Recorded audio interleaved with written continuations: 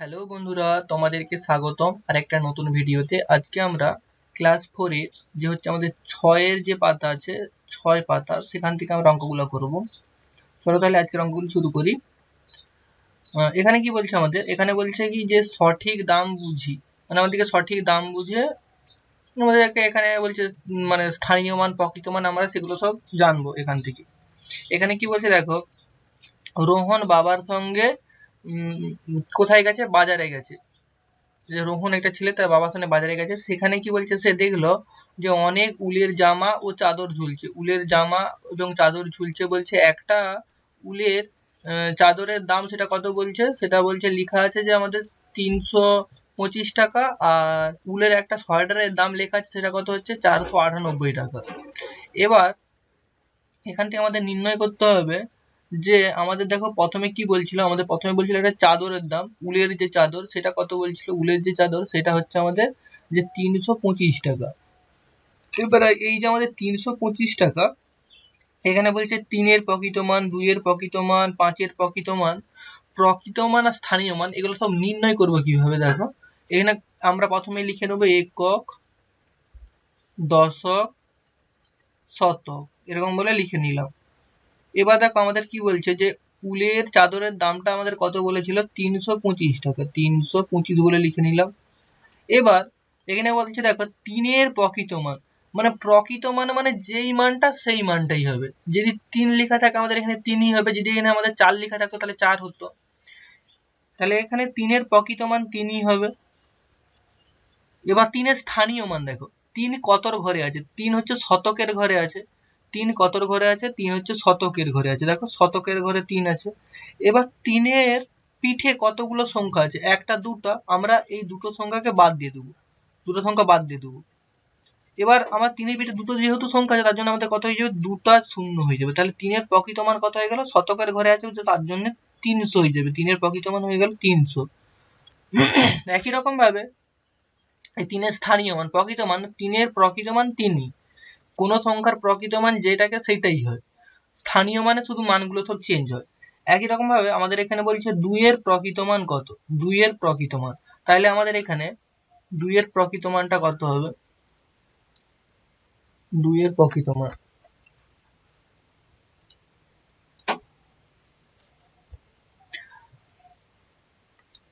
মুছে নেই।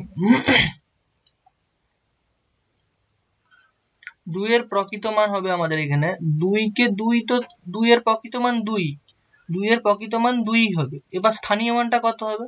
স্থানীয় মান হবে 2 আমরা লিখলাম। এবার 2-এর পিঠে কতগুলো শূন্য আছে, মানে 2-এর ডান দিকে কতগুলো সংখ্যা আছে? 2-এর ডান দিকে যেহেতু একটা সংখ্যা আছে, তার জন্য একটা শূন্য হয়ে যাবে। তাহলে 2-এর স্থানীয় মান কত হবে? 2-এর স্থানীয় মান হবে 20। মানে স্থানীয় মান যে কোনো সংখ্যার ডান দিকে যতগুলো সংখ্যা থাকবে ততগুলো আমরা শূন্য লিখে দিলেই সেই সংখ্যাটার আমরা স্থানীয় মানটা পেয়ে যাব। এবার 5-এর যে প্রকৃত মান, 5-এর প্রকৃত মান 5ই হবে। এবার 5-এর স্থানীয় মান কত হবে? 5-এর স্থানীয় মান, 5 যেহেতু এককের ঘরে আছে, এককের ঘরে 5 আছে, তো 5-এর ডান দিকে কোনো সংখ্যা নেই, তার জন্য 5-এর প্রকৃত মানও যা, স্থানীয় মানও তা। এককের ঘরে কোনো সংখ্যা থাকলে সেই সংখ্যাটার প্রকৃত মান যা হয়, স্থানীয় মানও একই হয়। আমরা লিখে নিই একটু যে এককের ঘরে, এককের ঘরের সংখ্যার প্রকৃত মান ও স্থানীয় মান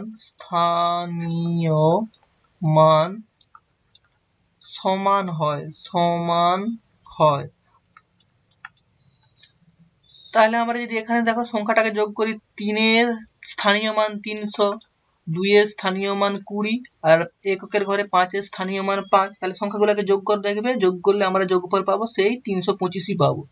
এবার আমরা এখন উলের চাদরের দামটা জেনে গেছি। এবার যদি আমরা উলের সোয়েটারের দামটা লেখা আছে কত, যে 498 লেখা আছে, আমাদের উলের সোয়েটারের দামটা কত লেখা আছে? আমাদের উলের সোয়েটারের দামটা লেখা আছে 498, 498 লেখা আছে তো। এবার 4-এর প্রকৃত মান, আমাদের 4 হচ্ছে এই যে 4, আমরা এখানে তাহলে একক, দশক, শতক বলে লিখে নিলাম। এখানে কত বলছে? 498। এবার 4 এর প্রকৃত মান মানে কোন সংখ্যার প্রকৃত মান যেটাকে সেটাই হয়। 4 এর প্রকৃত মান 4। আচ্ছা, তাহলে 4 এর স্থানীয় মান কত হবে? এবার 4 এর ডান দিকে কতগুলো সংখ্যা আছে? একটা দুটা সংখ্যা আছে, তার জন্য 4 এর স্থানীয় মান হবে 400। যেহেতু আমার 4 তো আবার শতকের ঘরে আছে, শতকের ঘর থেকে আমরা ডান দিকে এখনো 2 ঘর যেতে পারবো, তার জন্য 400 হয়ে গেল। তাহলে 4 এর স্থানীয় মান 400। আচ্ছা, 9 এর প্রকৃত মান কত? 9 এর প্রকৃত মান 9ই হবে। এবার 9 দশকের ঘরে আছে। এবার 9 এর ডান দিয়ে কতগুলো সংখ্যা আছে? একটা সংখ্যা আছে, তাহলে 9 এর পিঠে একটা শূন্য, তাহলে 90। তাহলে 9 এর স্থানীয় মান আমরা কত পাবো? 9 এর স্থানীয় মান পাবো আমরা 90। তাহলে আমরা এখানে লিখে নিই এটা 490।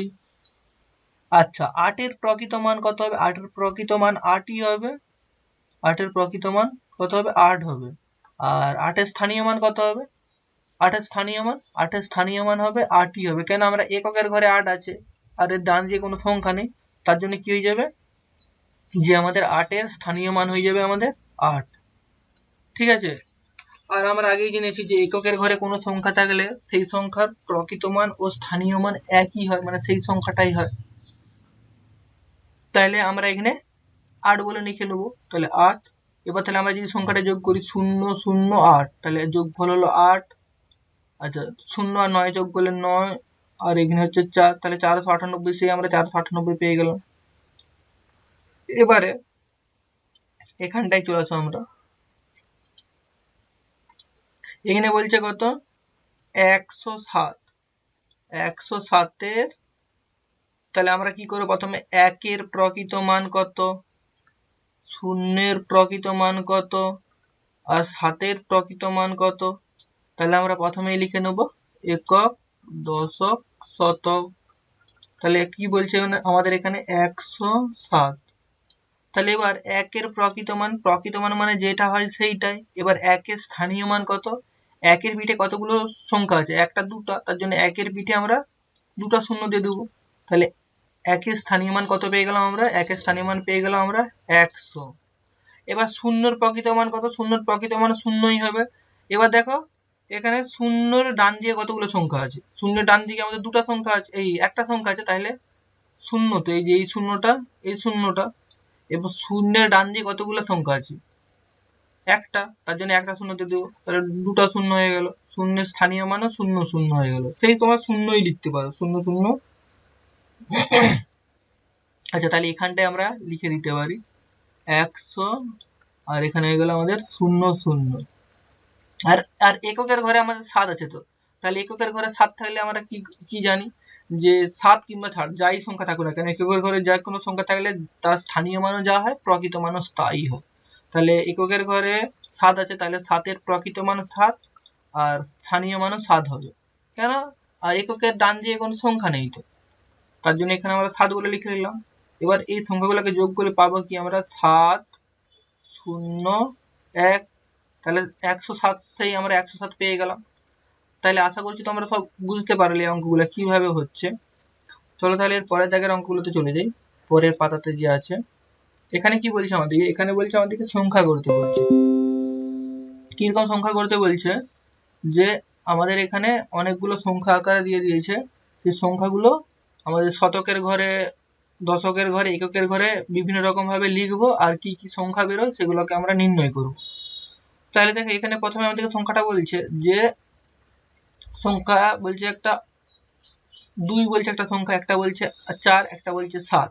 এবার বলছে 4 কে যদি আমরা শতকের ঘরে লিখি তাহলে কতগুলো সংখ্যা পাবো? আমাদের এখানে সংখ্যাগুলো কি বলে দিয়েছে? 2 একটা বলছে, একটা বলছে 4 বলছে, একটা বলছে 7। এই সংখ্যাগুলো দিয়ে আমি কি বলছি এখন? একক, দশক, শতক। আমি বলছি শতকের ঘরে 4 বোস করাবো। তাহলে আমরা কতগুলো সংখ্যা পাবো? তাহলে 4 কে তো 4 বোস করে দিলাম, এরপরে আমরা বোস করাতে পারি 2, আরেকটা বোস করাতে পারি 7, এই 7টা আবার শতকের ঘরে 4 বোস করে দিলাম। এবারে আমরা বোস করাতে পারি 7, তারপরে আবার বোস করতে পারি 2। তাহলে এখান থেকে আমরা দুটো সংখ্যা পেয়ে গেলাম। দেখো সে একই রকম ভাবে এখান থেকে দেখো দুটো সংখ্যাই আসছে। এবার কি বলছে? 4 কে যদি আমরা দশকের ঘরে বোস করাই, দশকের ঘরে যদি 4 কে বোস করাই, তাহলে আমরা লিখলাম যে একক, দশক। তাহলে এবার কি বলছি? যে 4 কে আমরা দশকের ঘরে বোস করাবো। তাহলে 4 কে আমরা দশকের ঘরে বস করালাম। এবার তাহলে আমরা এখানে কি করব, এখানে আমরা শতকের ঘরে তার শতক দিয়ে দিলাম। আরেকটা তাহলে মানে আমাদের দুটো তো 4 বস করাতে হবে দশকের ঘরে। তাহলে এখানে দেখো আমরা এখানে লিখতে পারি 7 4 2, আবার লিখতে পারি 2 4 7, এরকম আকারে লিখতে পারি। কেন 4 কে আমি দশকের ঘরে বস করে দিচ্ছি, এবার 7টাকে একবার শতকের ঘরে বস করালাম, 2টাকে এককের ঘরে বস করে দিলাম, এবার আবার 2টাকে শতকের ঘরে বস করালাম, আর 7টাকে এককের ঘরে বস করালাম। মানে এরকম ভাবে আমাদের সংখ্যাগুলো করতে হবে। তাহলে এখানে কত পেলাম, 7 4 2, আবার কত পেলাম 2 4 7। এবার কি বলছে, এককের ঘরে 4কে যদি বস করাই আমরা, তাহলে আমরা লিখি আবার একক, দশক, শতক। এককের ঘরে আমরা 4 বস করে দিই, 4 বস করে দিলাম। দুটা সংখ্যা হবে, কেন আমাদের এখানে 3টা সংখ্যা আছে, তার জন্য এককের ঘরে আমরা 2টা 4 লিখতে পারবো।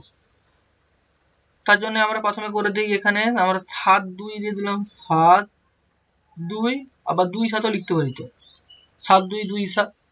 তাহলে আমরা লিখতেই পারি এখানে যে 7 2 4 2 7 4, এরকম আকারে আমরা লিখতে পারি। পারি না পারিনি, পারি তো। সেম একই রকম ভাবে আমরা যে ডান দিকে যে অঙ্কগুলো দিয়ে আছে, ডান দিকের অঙ্কগুলো আমরা করব। তাহলে প্রথমে আমরা একক, দশক, শতক বলে লিখে নিই, আর সংখ্যাগুলোও লিখে নিই। আমাদের এখানে কি আছে, আমাদের এখানে বলছে যে সংখ্যা বলছে কি 3 একটা সংখ্যা বলে দিচ্ছে, 5 একটা বলছে, 1 একটা বলছে। এবার আমরা একক, দশক, শতক বলে লিখলাম। এবারে দেখো আমাদের এখানে কি বলছে, শতকের ঘরে 3, তাহলে আমরা শতকের ঘরে 3 বলে লিখে নিলাম, শতকের ঘরে 3। তাহলে এখানে একবার শতকের ঘরে লিখে নিচ্ছি, তাহলে একবার লিখতে পারি দশকের ঘরে 5, এককের ঘরে 1, আবার না হলে লিখতে পারি কি এই দশকের ঘরে 1, এককের ঘরে 5। তাহলে আমরা এখান থেকে পেলাম কি যে 351, আর নতুবা পেলাম কত 315। একই রকম ভাবে আমি যদি দশকের ঘরে যদি 3 লিখি, দশকের ঘরে 3 লিখলাম, তাহলে আমরা শতকের ঘরে আমরা লিখতে পারি 5, এককের ঘরে লিখতে পারি 1, কারণ একবার 5 একবার 1, আবার লিখতে পারি না 1 একবার 3। তাহলে পেলাম কত 531, 531, আর একবার পেলাম কত 135। এককের ঘরে যদি আমরা এখন 3 দিই, 3 3, তাহলে আমরা এখান থেকে কি পাবো, একবার 5 1 লিখতে পারি, একবার 1 5 লিখতে পারি, তাই তো। তাহলে এখান থেকে কত হচ্ছে 5 1 3, আর একবার লিখতে পারি 1 5 3। তাহলে কিভাবে হচ্ছে আশা করছি তোমরা সব বুঝতে পারতেছ। তাহলে এবার কি বলছে, এবার আমাদেরকে বলে দিয়েছে যে 5 এর স্থানীয় মান 500, মানে 5 এর স্থানীয় মান 500, মানে এখানে একটু কনফিউজ করে দিচ্ছে আমার দিকে।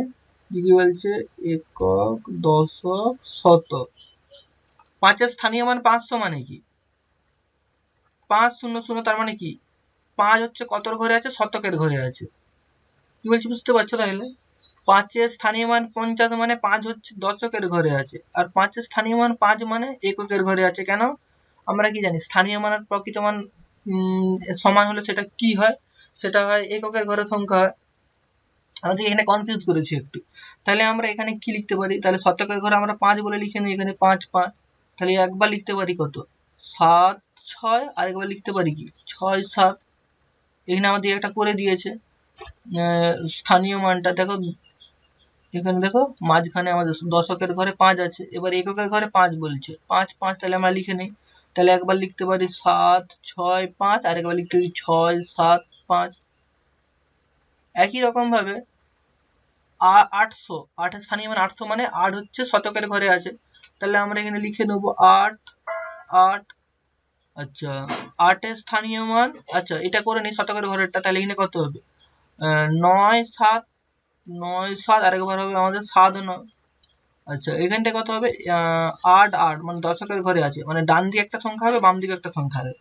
তাহলে আমরা এখানে লিখতে পারি যে 9 8 7, আবার 7, 8, 9, আর 8 এর স্থানীয় মান 8 মানে এককের ঘরে আছে 8, 8 বলে লিখে নিলাম। তাহলে এর আগে লিখতে পারি 9, 7, 8, আর লিখতে পারি 7, 9, 8 এটা। এবার এখানে কি বলছে, শতকের ঘরে, দশকের ঘরে, এককের ঘরে। এবার তোমরা এখানে নিজেদের মন পছন্দ দিতে পারো, যে তোমরা হয়তো দিতে পারো যে এখানে হয়তো 5 হচ্ছে শতকের ঘরে, 5 হচ্ছে এককের ঘরে, আর দশকের ঘরে 5 হচ্ছে এককের ঘরে। এরকম করে যদি লিখো তাহলে কি হবে, 5, 0, 3, 5, 3, 0। এবার হচ্ছে কত, 0, 5, 3, 0, 3, 5। আর এখানে লিখতে পারো যে আমাদের, আচ্ছা আমার এখানে ভুল হয়েছে, আমার এখানটায় ভুল হলো, মুছি।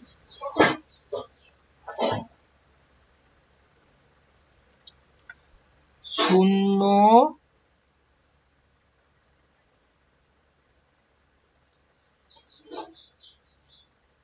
3, 0, 5 হবে এটা, 3, 5, 0, 3, 5, 0 এটা আমার এটা ভুল হয়ে গেছিল। তবে তো হলো দশকের ঘরে 5, আর এককের ঘরে 5 হলে এটা কত হবে আমাদের, আমাদের হবে 3, 0, 5, আবার হবে 0, 3, 5। এবার এখান থেকে তোমরা যা হোক করতে পারো, যেটা হোক লিখতে পারো, যে হয়তো লিখতে পারো যে 8 এর স্থানীয় মান, বা 8 হচ্ছে দশকের ঘরে, যা হোক কিছু লিখতে পারো, কি 8, 2 হচ্ছে দশকের ঘরে, 2 শতকের ঘরে, 2 এককের ঘরে, কি হচ্ছে 5 হচ্ছে শতকের ঘরে, যা হোক লিখতে পারো।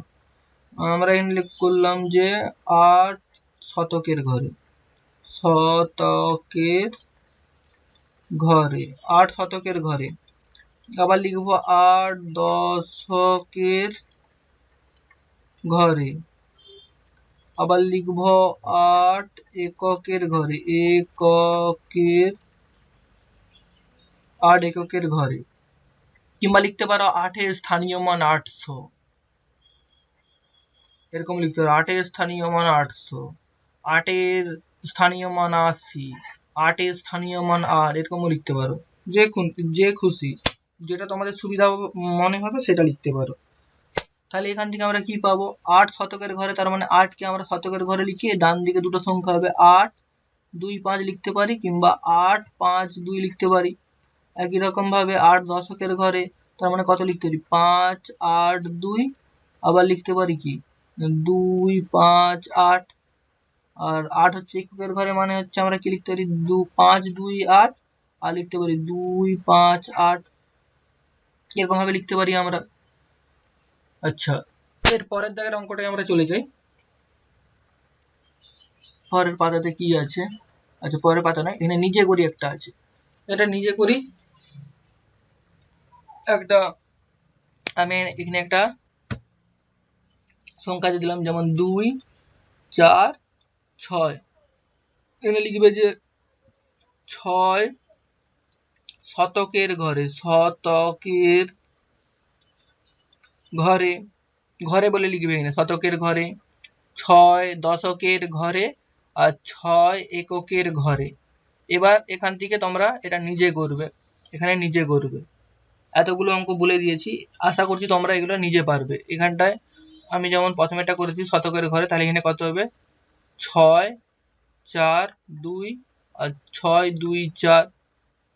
আবার এখানে কত হবে 4, 6, 2, 2, 6, 4। আবার এখানটায় কত হবে, এখানটায় হবে আমাদের 4, 2, 6। আবার হবে কত আমাদের 2, 4, 6। এখানটা আমরা একটা সংখ্যা নিলাম যে 8, 3, 2। এবারে আমরা লিখলাম 2 শতকের ঘরে, শতকের ঘরে 2 শতকের ঘরে, 2 দশকের ঘরে, 2 এককের ঘরে। এটা তোমরা নিজেরা করবে, এটা আমি বলছি না। আর একবারে সেম এই অঙ্কটার মতোই হবে। কিভাবে প্রকৃত মান আর কোনটা স্থানীয় মান আশা করছি তোমরা বুঝতে পারছো। প্রকৃত মান হয় যেই মানটা, সেই মানটাই হচ্ছে প্রকৃত মান। আর স্থানীয় মান হচ্ছে কি, আমরা সেই যে সংখ্যাটা বলবে সেই সংখ্যাটাকে আমরা এরকম একক, দশক, শতক আকারে লিখবো। যে সংখ্যা যার ঘরে থাকবে তারপরে আমরা ততগুলো সংখ্যা বস করাবো। যেমন একটা উদাহরণ দিই, আমাদের এখানে 8, 3, 2। এবার যদি বলি 8 এর আমাদের স্থানীয় মান কত, তাহলে কি 8 এর পরে আমাদের যেহেতু দুটো সংখ্যা আছে তার জন্য কত হয়ে যাবে 800। এবার যদি বলি 3 এর স্থানীয় মান কত, তাহলে 30 হয়ে যাবে, কেন 3 এর পরে একটা সংখ্যা আছে। এবার যদি বলি 2 এর স্থানীয় মান কত, যেহেতু 2 আমাদের এককের ঘরে আছে, এককের ঘরে স্থানীয় মান আর প্রকৃত মান একই হয়, তাহলে 2ই হবে। কি বলছি আশা করছি তোমরা বুঝতে পারছো। চলো তাহলে এর পরের দিকের অঙ্কগুলোতে চলে যাই।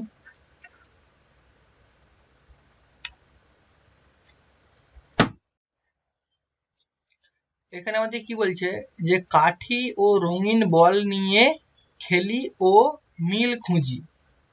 এখানে দেখো আমাদের এখানে বলে দিয়েছে যে দুটি কাঠি নিলেই হবে। এখানে কি বলছে, এখানে আমাদের দশকের ঘরে বলছে আমাদের এখানে 5টা, আর এককের ঘরে বলছে এদিকে 2টো কাঠি। এনে 5 দশকের ঘরে 5 মানে 5, আর এদিকে হচ্ছে 3টে গোল মানে 3 হয়েছে, তার মানে এই পাশে হচ্ছে কত 53। আর দেখো কিন্তু যদি 3টি কাঠি নেই তাহলে তখন কি হচ্ছে, দেখো সেই তো আমাদের দশকের ঘরে 5 আর এককের ঘরে হচ্ছে আমাদের 3, তাহলে সেই 53 হচ্ছে। আমাদের মোদ্দা কথা হচ্ছে যে কোনো সংখ্যার বাম দিকে যদি শূন্য থাকে তাহলে সেই সংখ্যার কোনো মানের কোনো পরিবর্তন হয়নি। যেমন হচ্ছে আমাদের এখানে 53 হয়েছে, আর একটা হচ্ছে 053। তাহলে এখানে 3টা সংখ্যা আছে বটে, মানে একক, দশক, শতক 3টা সংখ্যা হয়ে গেছে 3 অঙ্কের, কিন্তু আমাদের এই 53 মানটাও যা, আর এখানে 053 মানটাও একই। এই বাম দিকে কোনো যদি না সংখ্যা থাকে, তার এপাশে যদি বাম দিকে যদি কোনো শূন্য লেখা হয়, সেই শূন্যর কোনো দাম হয়নি। কি বলছি বুঝতে পারছো? আমি যদি এখানে লিখি 10 আর এখানে যদি লিখি আমাদের 010, এই শূন্যের কোনো দাম নেই, কিন্তু ডান দিকে শূন্যের দাম আছে, বাম দিকে শূন্যের কোনো দাম নেই। ঠিক আছে, এবার তোমরা হয়তো ভাববে 1, 0, 3, 0, তাহলে এই শূন্যর দাম নেই, না এরকম না, কোনো সংখ্যা সবার শেষে মানে সবার বাম দিকে যদি শূন্য থাকে সেই শূন্যের দাম নেই। ঠিক আছে,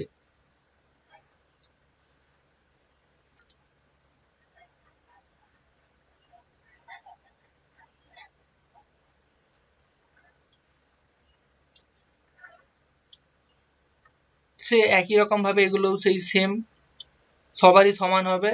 এখানে 70 বসাবে, এখানে একই রকম ভাবে 0, 70 বস করাবে, এখানে 89 বস করাবে, এখানে 89 বস করাবে, যেরকম আগের অঙ্কগুলির মতো আছে সেম একই রকম ভাবে করবে, তোমরা সব বুঝতে পারবে। ঠিক আছে, আমি তবুও একটা করে দিচ্ছি, যেমন এখানে 70 আছে, এখানে 07, যেমন এখানে 70 মানে দশকের ঘরে 7টা হবে, 1, 2, 3, 4, আচ্ছা এটা হলুদ করবে, 5, 6, 7, আর এখানে 0 মানে আমাদের কোনো দেওয়ারই দরকার নেই। আর এপাশে হচ্ছে 0 মানে আমাদের শতকের ঘরে 0 মানে কোনো দেওয়ার দরকার নেই। আর এদিকে হচ্ছে আমরা কি লিখবো, এদিকেও লিখবো 1, 2, 3, 4, 5, 6, 7, 7টা করবো, আর এদিকেও করবো আমাদের 0, তাহলে এখানে করবো কত 1, 2, 3, 4, 5, 6, 7, তাহলে আমরা এখানে 7 লিখবো, আচ্ছা এখানেও 7 লিখবো, আর এককের ঘরে কিছু নেই মানে 0, আর এখানে শতকের ঘরে কিছু নেই মানে 0, আর এককের ঘরে কিছু নেই মানে 0। তাহলে আমরা কি পেলাম এখান থেকে, যে 70 আর এখানে 0, 70 দুটোর মানই সমান। তাহলে আমরা কি লিখবো, যে 70 ও 0, 70 এর মান সমান, এর মান সমান। এরকম করে যে এরকম হয়েছে, এটাকে এরকম করবে যে আমাদের এখানে দশকের ঘরে 8টা গোল করবে, এককের ঘরে 9টা, এখানেও দশকের ঘরে 8টা, এর পাশে 9টা, এরকম ভাবে করবে। তোমরা আশা করছি সব বেরিয়ে যাবে অঙ্কগুলো।